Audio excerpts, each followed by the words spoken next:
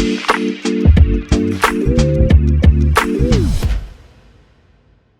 right, good morning and welcome back to the Chasing Us podcast. Taping this on a Wednesday morning. Head football coach at Parkview High School back in the home area, Lilburn, Georgia. Coach Eric Godfree is here.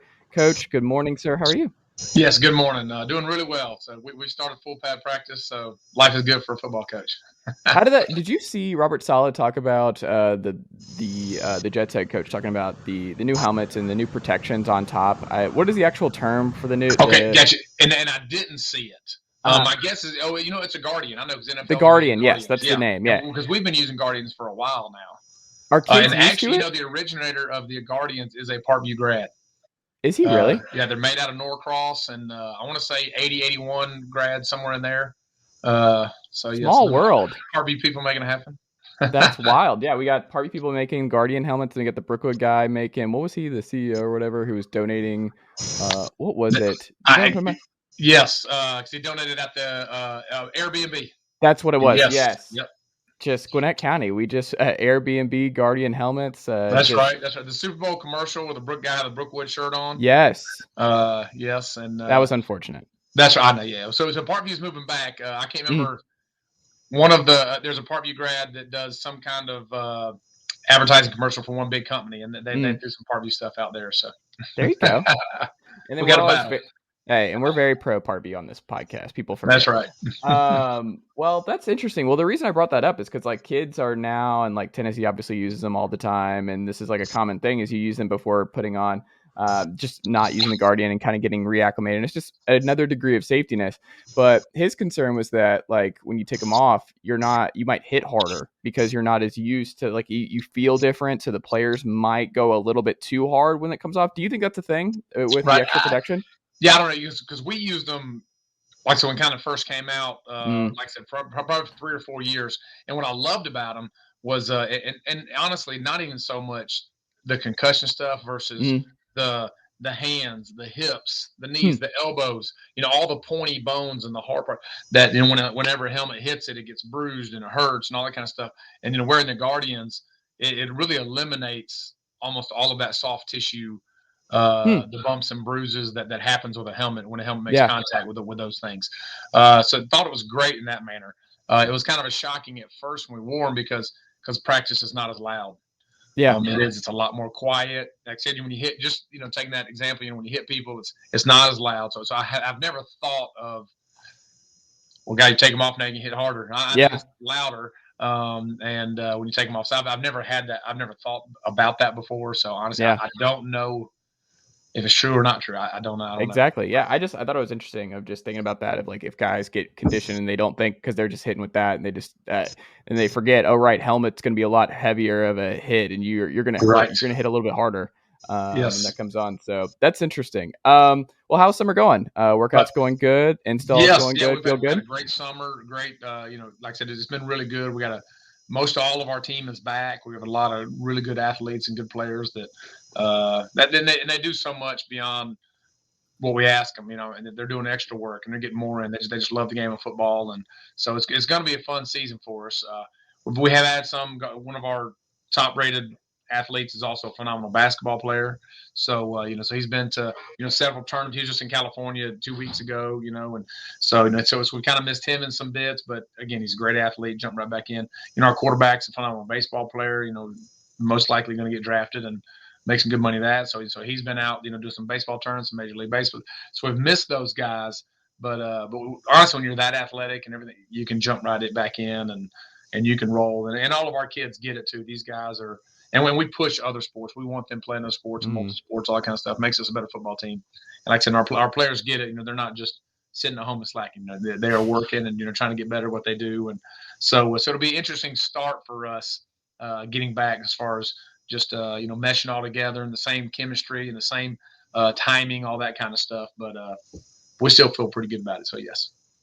It's kind of an interesting dichotomy between Colin and Dylan, right? They're kind of on the same track, rival schools, both quarterbacks and baseball players. Do they have a relationship at all? Yeah, well, they've known each other since since they were young. Okay. That they've played on some same travel ball teams. They've competed against each other the whole time going through. So they absolutely, like I said, they've known each other for a long, long time. And so yeah, it seems like Chase might be pushing, or not Chase, Dylan might be pushing more the I guess the football route ultimately is what it's looking more like, and Colin looks like he's pushing more the baseball route ultimately. But I mean, they're both really good at both sports. Colin has SEC and ACC offers in football. Like I said, he's obviously a phenomenal football player too, but he's got a lot of value to possibly make some money in baseball right now, very, very quickly. So can't fault him for that either. And the good thing is with baseball, if your baseball stuff doesn't work out, you can always fall back on football. Right. And so it's pretty neat. And I've seen a lot of college quarterback coaches that I have talked with that have come through our office and recruiting, all this kind of stuff. There's a bunch of them who went to the draft first, spent 2 or 3 years minor leagues, didn't work out, and then went back and did college football. I mean, I was shocked at the number of college quarterback coaches that did that exact route. That's interesting. Well, it's also, I'm curious. I mean, you have the Patrick Mahomes and the guys in the world where they learn that part of baseball really does help them in being able to throw in different ways at different angles. And you're just more fluid, more twitchy when you're playing different sports. Have you noticed that with Colin? How has playing baseball made him a better quarterback? Right. Absolutely. Yes. And just to say Patrick Mahomes, that's a great side-by-side scenario right there, because he looks very similar to Manny. He's a middle infielder, Colin being a middle infielder. So when he's, playing football, you'll see the side throw, the arm, just all the different arm angles. And it's helped him tremendously because he's accurate with all those different arm angles. And a rusher's coming, hands up, and, he flips it out there sideways. And, we played North Gwinnett last year. Their front seven is as good as anybody in the state. They're really, really good up front. And we could not run the ball against them. We ended up throwing for like 280 yards. But, there was Colin. I mean, he's running for his life back there because they got a great passer. They got just a great front seven. And but he's using all these different arm angles to make these great throws. And so, yeah, I'd absolutely say baseball helped him. I really think seeing it even more now that, how much being a middle infielder helps a quarterback. What's the hardest thing for him to get to the next level in terms of being a quarterback? Because he started young, like he's been your quarterback for a while now. What are you looking for this year to really get him to the next level? Because you had a young team last year and he's playing with young guys. Like, how much did that affect his development too? Yes, yeah. And it really did, especially last year being, honestly, we could not run it, especially first, 5, 6, 7, 8 games. We really could not run the ball very well. Yeah. And we were so young up front, starting a freshman and 3 sophomores. You don't do that in 7A football. Yeah. But it's what we had. And of course, they're all going to be it's the same kids this year, but they're all a year mature, right. a year stronger in the weight room, a year of experience, and it's going to be a lot different result because of all that. So it was tough last year. Literally, it was, hey, catch. I got my first read, and I better be ready to run. I better ready to scramble. I got to move. So this year, even just watching, our practices, that kind of stuff, pass protection being a whole lot better, everything being a lot more consistent across the board. So it's going to help him a lot in that manner. And honestly, his biggest growth we have talked about, because he has such a strong live arm. He wants to push the ball downfield, which is great. But a lot of time our check downs are open, So we've really, really pressed that hard with Colin this summer, and obviously just let's throw the check downs. So we don't always have to force it downfield. And so he is coming along with that manner as well. Do you have the guys for when you do the check downs and just the yak guys? Do you feel pretty good about your yak guys right now? Yes, I really do. Yeah, we got a running back who'll be a junior. He'll play Division I football somewhere. He's not real tall, but he is thick and can move and competitive and strong. Can he pass block? Yes, and he'll step up and pass by. He'll step up and do it all. He wants to be on kickoff team. He wants to do everything. He's a football player. And so, like I said, he'll do a great job of getting those yak yards. And like I said, literally this summer was a lot of, hey, we got to, working on leaking them out and get them out. And, don't sit back there and block nobody. Let's get back out and have a check down. And so getting our running backs were young last year also, so they weren't very consistent in ever being in check down or sitting in the backfield. So we have a lot to improve on from last season that we have, that we're way ahead of that we were last year at this time. So a lot to look forward to. I felt really good about our offense. Our offense has a chance to be really dynamic. If you had to say what I really, really want out of my kind of when you're going into a game of I want it to be 70-30, I want it to be 60-40, what do you want your run pass situation to actually be? Yeah. Ultimately, we love to be 50-50. Okay. And we've had years where, just as you said, we were 70 pass, 30 run, 60 run, 40 pass. generally we end up somewhere around 60-40, depending on, quarterback, depending on receivers, offensive line, running backs, and depending on, all those kind of scenarios. We usually end up around a 60-40, one way or the other, whether it's 60 pass, 40 run, 60 run, 40 pass. But our ultimate goal is really to try, if we, in a perfect world, and we're shooting for 50-50. And to ultimately, for defenses to have to honor both of them. And, last year they didn't have to honor both. But this year they're going to have to honor the box and the run game. And so a lot of, running RPOs when you have the run and pass option, we might have both of them called, but depending on what the defense does determines, whether we're running or passing. So really, like I said, so we shoot for a 50-50, but if a defense is trying to stop the run, then we're going to pass more. If the defense how comfortable is Colin in RPO? Does he feel pretty good? Yeah, he does. That's honestly where LSU and a lot of other quarterback coaches really caught his eye, because his release is so quick. He does a great job of ride, read, pull, and again, it's almost like he's turning two out there. I mean, he has just such a quick release. So he does do a really good job with that. Interesting. What position group do you feel most comfortable with right now? Like, it's August 3rd and we're taping this. What position group you're like, I don't have to lose any sleep over this, I know we're good here? Right. Yes. And really, it's on the offensive side of the ball. I mean, honestly, our offensive line core, I do feel really good about. We've still got to get better, and we don't have very much depth, so it's kind of scary on that end. And then really our receiving core as well. We have a bunch of receivers that can do really good things and can do great things with the football, and have just gotten so much better at running routes, all that kind of stuff. I got to feel good about our running backs and quarterback too. So, like I said, the offensive, I really do feel good as a whole unit, honestly. And then we got some special pieces on defense, but we have yet to put it all together. And that's where are those special pieces at? In the secondary, we've got some we got some pretty special talent in the secondary. And we have some good DNs. We have some good linebackers. We just haven't put it all together. Are you going to be doing a lot of press man, or are we doing a lot of zone this year? Preferably we'd like to it'd be easy, just line up, and if we could just run man and then bring the house, that'd be awesome. But we sit in a lot of zone and play a lot of zone because of it's hard to run press man and have edge pressure. And, people start pushing stretch on you and all that kind of stuff. So so we will mix it up a good bit. You become a seed there, and then it's just like, we gotta toss that out the window. I'll see the defensive coordinator where he's just like, this is not gonna work. This is done. Like, we're not doing this. But that's interesting. So it sounds like you're going to be doing a lot of 11 personnel on offense too with your playmakers. That you most comfortable in 11 personnel with this group? Right. Absolutely. Yes. Yeah. We literally have 6 to 8 receivers that'll get to play. Now we have one very special guy, Mike Matthews, who's he's number 10 in his class in the country. This overall athlete, and he's pretty special. He won't be coming off the field, and I mean he's like I said, really dynamic. But then, like I said, we got a lot of other very good receivers as well.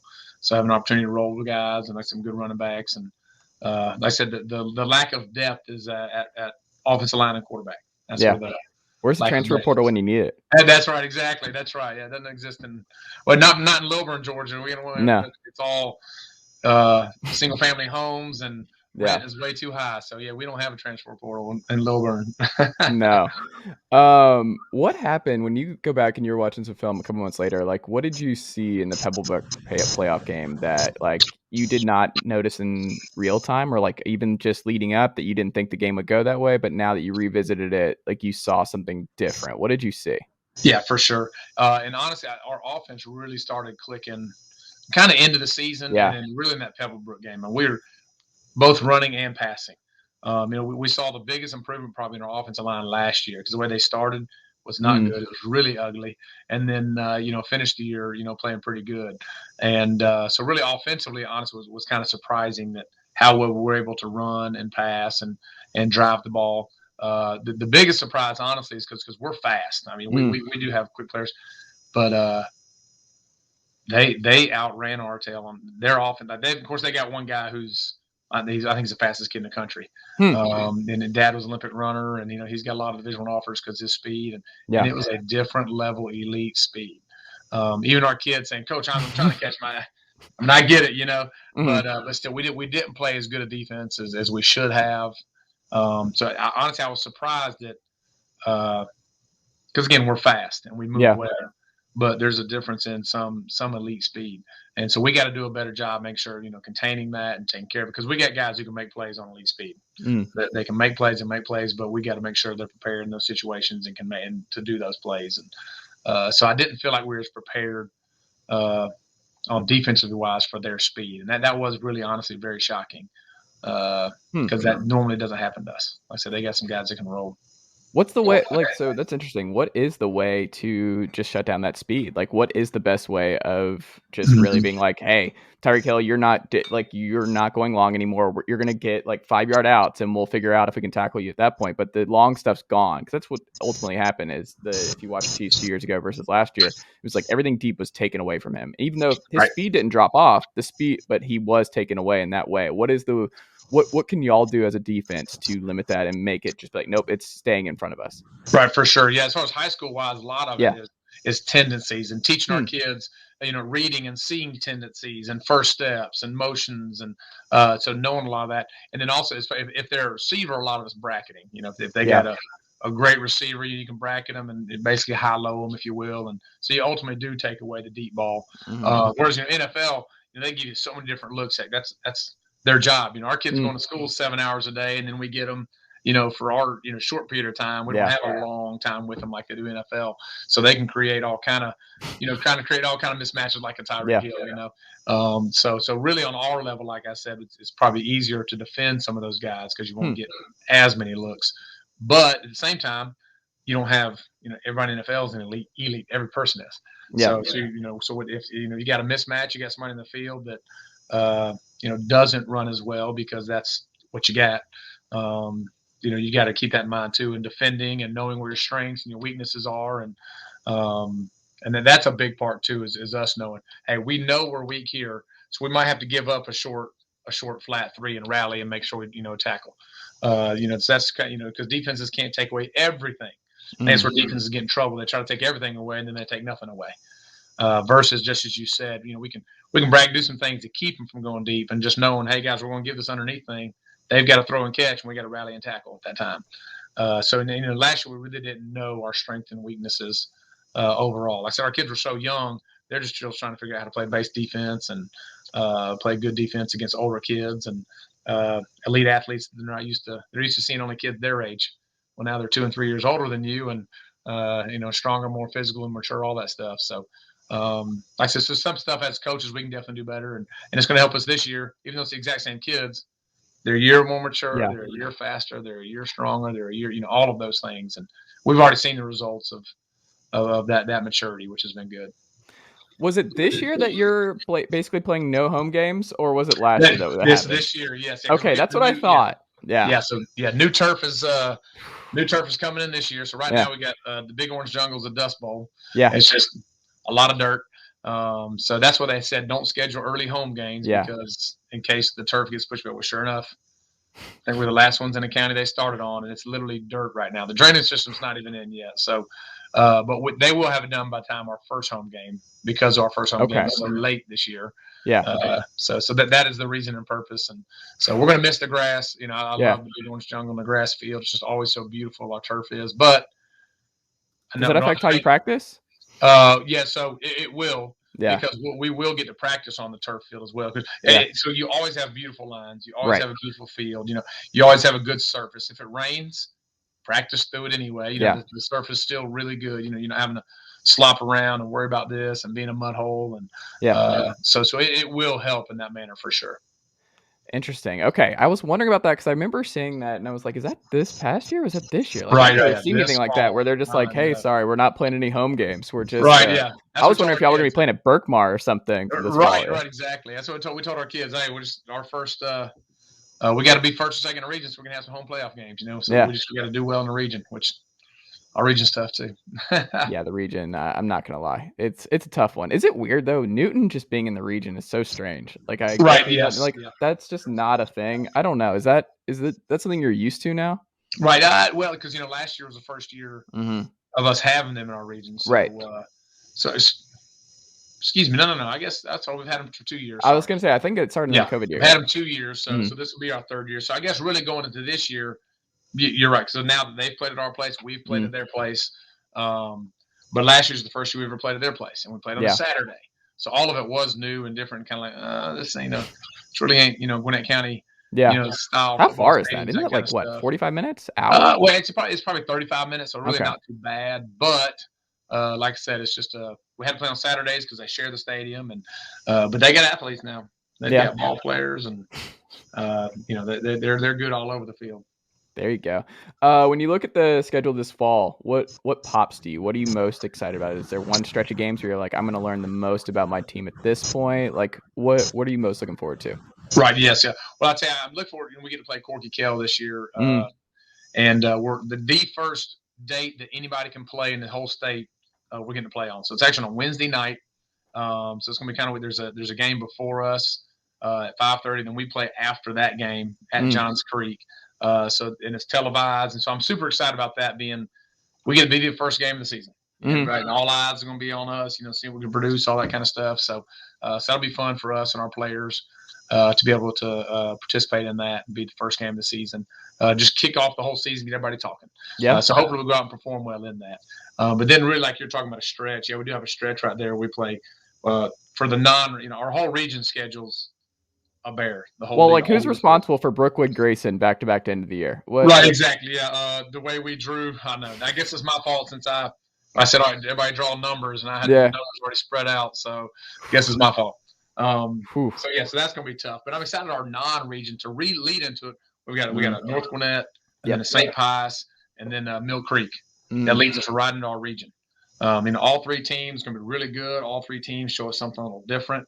Like I said, the amazing front seven from North Gwinnett, St. Pius is going to run a triple option at us. Are they really? Yes, yeah, totally different. Something totally different for our guys to see. And then, of course, Mill Creek's got a phenomenal team. They got, two of the best players in the state. And in my personal opinion, Kev Downs might be the best player in the country. Wow. He is really, really good in the senior class. He is a phenomenal football player. So obviously outside of Nico Maliava. Right. There we go. Yes. And so like I said, so it's pretty, they're going to help expose things we need to work on before region. They're going to give us some challenges, and really we're going to know exactly where we stand and how much we got to improve on, week to week, get leading into region play right there. Did you want to go, because I was talking, I think Brookwood's going to Vegas, right? Is it Brookwood's right? Yes, they are. Yeah. Yes. So did you want to get in on that? Did you want to go fly to California, play Nico? Were you looking for some out-of-state games this fall? Right. Yeah. We actually, I guess it was 2 years ago. Yeah. I think it was Allen, Texas. Now, they said they're looking for games, so I jumped on it because we just get these random emails. Was Chad Moore still there? No, I don't think he was at that time. Okay. But it was from a guy who tries to help set up these games. Yeah. So I literally applied to him right away. Hey, we're super interested, but they'd already picked up a game. So, but yeah, getting to California, that kind of stuff. We need somebody to help fund us get out there. There you go. But I would definitely be interested in really playing anywhere in the country because it'd be a lot of fun. Yeah. Again, the problem always is funding. How are we going to get 80 players out there? I was going to say just like getting the chaperones, like that's a lot. Right? Like, Yes. With these kids for a couple days, like love it. They would love it. They'd going to Vegas with these high school kids. No, with those kids, man. I don't know. Our parents might have too much fun. I don't know. That's a possibility.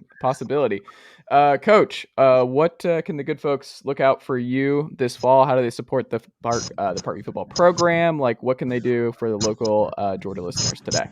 Awesome. That's a great question. And of course, we talk about the Lilburn community and how much tight knit we are. And the big thing, talking about really community wise, is we want our guys to go to these away games. We've met some parents and that kind of stuff. Just with all these away games for our seniors, and really for all of our football players to support and get out and show their faces and be loud for those guys. And we know when we get games at Big Orange Jungle, they're going to rock it and get after it. And so really just those support of those games and being there and supporting these kids and is the biggest thing that we ask for our people is to show up. Don't say, oh my gosh, so many away games, another away game. To show up and be there for these boys, and because it really is a fun team. It's we're going to be able to have some good highlights, and at times oh crap, we're taking our licks and so to make improvements because the teams we're playing are so good. So you're going to see great football every week. And so like I said, really it's that support to come out and watch some good football and see what these guys do. Like I said, we got some special kids that will play on Saturdays and hopefully some Sundays. And every team we play have kids that are going to play on Saturdays and maybe some Sundays. So it's a lot of fun to keep up with and do.